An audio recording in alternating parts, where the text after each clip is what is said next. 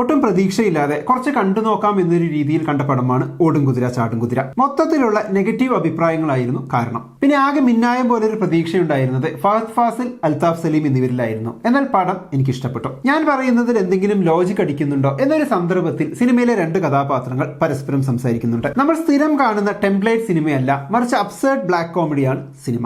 ഓടും കുതിര ചാടും കുതിര സിനിമയുടെ അനാലിസിസ് വീഡിയോ ആണ്, സ്പോയിലേഴ്സ് ഉണ്ടായിരിക്കും. നമ്മൾ നോർമലി സീരിയസ് ആയി കാണുന്ന വിഷയങ്ങളെ കോമഡിയാക്കി പ്രസന്റ് ചെയ്യുന്നതിനെയാണ് ബ്ലാക്ക് കോമഡി എന്ന് പറയുന്നത്. സിനിമയിലെ തീം ലോൺലിനെസ്, ഡിപ്രഷൻ, ട്രോമ എന്നിങ്ങനെയുള്ള ചില മാനസികാവസ്ഥകളാണ്. ഇതിനെ ഒരു കോമഡി ട്രീറ്റ്മെന്റിലൂടെ പറയുകയാണ് സിനിമ. കുറെ വട്ടന്മാരുടെ സിനിമ എന്ന് ചിലരൊക്കെ പറഞ്ഞതും ഇതുകൊണ്ടാണെന്ന് തോന്നുന്നു. സിനിമയിൽ എക്സെൻട്രിക് ആയ കുറെ കഥാപാത്രങ്ങളെയാണ് കാണാൻ സാധിക്കുക. കല്യാണ ദിവസം കുതിരപ്പുറത്ത് നിന്ന് വീണ് കോമയിലായ നായകൻ. ആ നായകൻ ലൂപ്പ് പോലെ കാണുന്ന സ്വപ്നം, അയാളുടെ തന്നെ മനസ്സിലെ അയാളുടെ പാസ്റ്റും പ്രസന്റും പിന്നെ ഫ്യൂച്ചറും, ഇതാണ് സിനിമ കാണിക്കുന്നത്. ഫഹദ് ചില പ്രത്യേക മാനറിസങ്ങൾ, പ്രത്യേക രീതിയിലുള്ള സംസാര ശൈലിയൊക്കെ ഇതിൽ കൊണ്ടുവന്നിട്ടുണ്ട്. പക്ഷെ എന്നെ ഏറ്റവും കൂടുതൽ ചിരിപ്പിച്ചത് ലാലാണ്. ലാലിന്റെ അബ്സേർഡ് കോമഡികളെല്ലാം ടോപ്പ് ലെവലായിരുന്നു. പ്രത്യേകിച്ച് ആരാദ്യം സംസാരിക്കുമെന്ന് ഞാൻ തീരുമാനിക്കും എന്ന് പറഞ്ഞതിന് ശേഷമുള്ള പാട്ടുമെണ്ടിക്കളിയും. കോമയിലായ മാങ്ങയാണല്ലോ കോമാങ്ങ എന്ന പറച്ചിലും, നായികയെ നൈസായി ഗേറ്റിന് പുറത്താക്കി വാതിലടയ്ക്കുന്നതും, പിന്നെ ദ എൻഡ് കോമഡി, മാലിനിയെ പ്രപ്പോസ് ചെയ്ത രീതി, അങ്ങനെ അൽതാഫിന്റെ കോമഡി രംഗങ്ങൾ ക്രിയേറ്റ് ചെയ്യൽ, അവിടുത്തെ സംഭാഷണം, എഴുത്ത് എല്ലാം നല്ല വെറൈറ്റി ആയും ഫ്രഷ് ആയും തോന്നി. ലാലാണെങ്കിൽ ആ രംഗങ്ങളിലൊക്കെ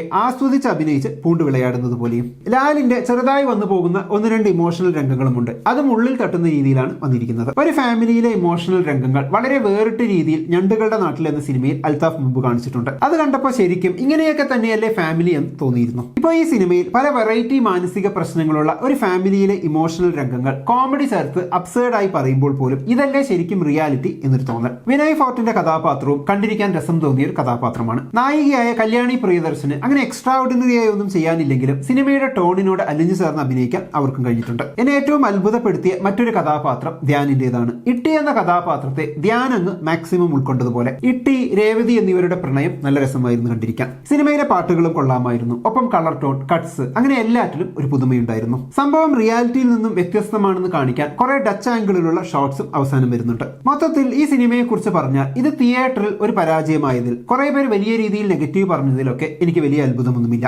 കാരണം ഇതങ്ങനെ എല്ലാവർക്കും ഇഷ്ടപ്പെടുന്ന ഒരു സിനിമയായി കൊള്ളണമെന്നില്ല എന്നത് തന്നെ. എന്നാൽ ഇതിന്റെ തുടക്കമൊക്കെ ഏതൊക്കെയോ ബോളിവുഡ് സിനിമകളെ കോപ്പിയടിച്ചത് പോലെയുണ്ട് എന്ന തരത്തിലുള്ള ചില ക്രിറ്റിസിസം കണ്ടത് എന്നെ അത്ഭുതപ്പെടുത്തി. സംവിധായകന്റെ ഇന്റൻഷനെ ഒട്ടും വില കൊടുക്കാത്തതുപോലെ തോന്നി. സിനിമയുടെ പ്ലോട്ടിന്റെ കാര്യത്തിൽ അതിങ്ങനെ തോന്നിയ പോലെ പോകുന്നതിന്റെ കാര്യത്തിൽ ഒരു ചെറിയ പ്രശ്നം ഫീൽ ചെയ്തിരുന്നു. പക്ഷെ സിനിമയിലെ കഥാപാത്രങ്ങളെല്ലാം തന്നെ ഗംഭീര സൃഷ്ടികളാണ് എന്നാണ് തോന്നിയത്. സുരേഷ് കൃഷ്ണ, വിനീത്, സാഫ് ബോയ്, ലക്ഷ്മി ഗോപാലസ്വാമി, സുധീർ കരമന, അനുരാജ്, അങ്ങനെ വന്നവർക്കെല്ലാം ഒരു ഐഡന്റിറ്റി കിട്ടിയ പടം. എന്തിന് ലാലിന്റെ ടീഷർട്സ് വരെ മുട്ടൻ കോമഡി ആയിരുന്നു. ഭക്ഷണം കഴിക്കുന്ന സമയത്ത് ലാലിന്റെ ടീഷർട്ടിൽ എഴുതിയിരിക്കുന്നത് ഡയറ്റ് ജോക്ക് എന്നാണ്. വേറൊരു ആപ്റ്റ് സന്ദർഭത്തിൽ ഐ ഹേറ്റ് അഡൽട്ടിംഗ് എന്നെഴുതിയ ടീഷർട്ട്. പിന്നെ നട്ടപ്പാതിലേക്ക് ജിം എന്നെഴുതിയ ടീഷർട്ട് ഇട്ട് എക്സസൈസ് ചെയ്യുന്നത്. അതിന്റെ എം ആണ് മെക്ഡൊണാൾഡ്സിന്റെ എമ്മോ. പിന്നെയുമുണ്ട് ഓടുമ്പോൾ ഐ ജസ്റ്റ് കാണ്ട് എഴുതിയ ടീഷർട്ട്. അങ്ങനെ സിനിമയുടെ ആ ഒരു കളർ ടോണും കൊള്ളാമായിരുന്നു. ചുരുക്കി പറഞ്ഞാൽ വളരെ ചിരിച്ച് ആസ്വദിച്ച് കണ്ട ഒരു സിനിമയാണ് എനിക്ക് പേഴ്സണലി ഓടും കുതിര ചാടും കുതിര. തന്റേതായ ശൈലിയിൽ ധൈര്യത്തോടെ ചെയ്യുന്നതിന്, കോംപ്രമൈസിന് നിൽക്കാതിരുന്നതിനൊക്കെ അൽതാഫിനൊരു കയ്യടി. ഫ്ലോസ് ഒന്നും ഇല്ലെന്നല്ല, എന്നാൽ ഇത്തരം സിനിമകളെ വല്ലാതെ അടച്ചാക്ഷേപിക്കുന്നത് കാണുമ്പോൾ ഒരു വിഷമം. അപ്പൊ എന്താണ് ഓടും കുതിര ചാടും കുതിര എന്ന സിനിമയെ കുറിച്ചുള്ള നിങ്ങളുടെ അഭിപ്രായം? കമന്റ് ബോക്സിൽ എഴുതുമല്ലോ. നമുക്ക് അടുത്ത വീഡിയോയിൽ വീണ്ടും കാണാം.